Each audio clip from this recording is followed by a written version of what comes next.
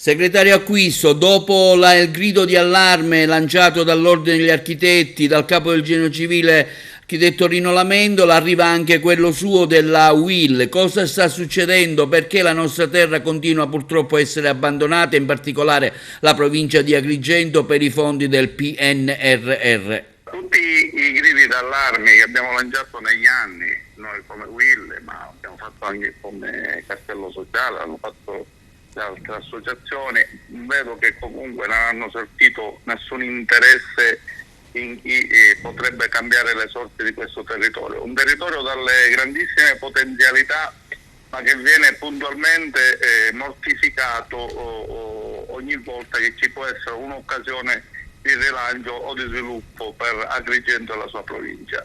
È mortificante vedere che la provincia di Agrigento in toto non rientra negli 82 miliardi destinati allo sviluppo, alla viabilità, alle infrastrutture che potrebbero creare posti di lavoro e condizioni migliori per i nostri agrigentini.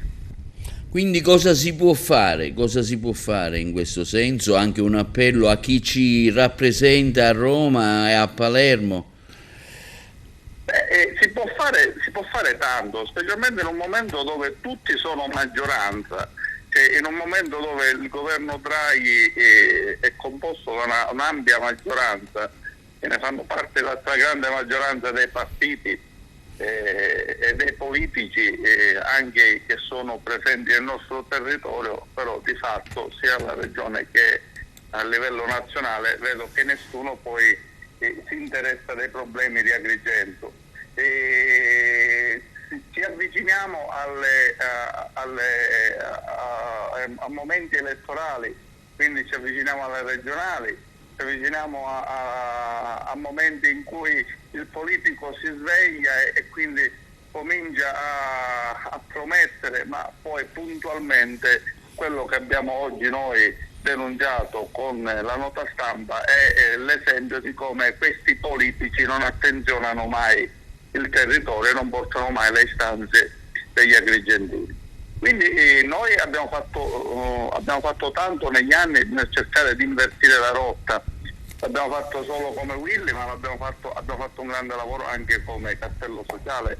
Non dimentichiamo la manifestazione del 25 gennaio del 2020 che comunque ha cercato di stimolare l'ANAS e la politica a cercare di consegnare delle infrastrutture che erano in calendario e che comunque non riuscivano a essere completate.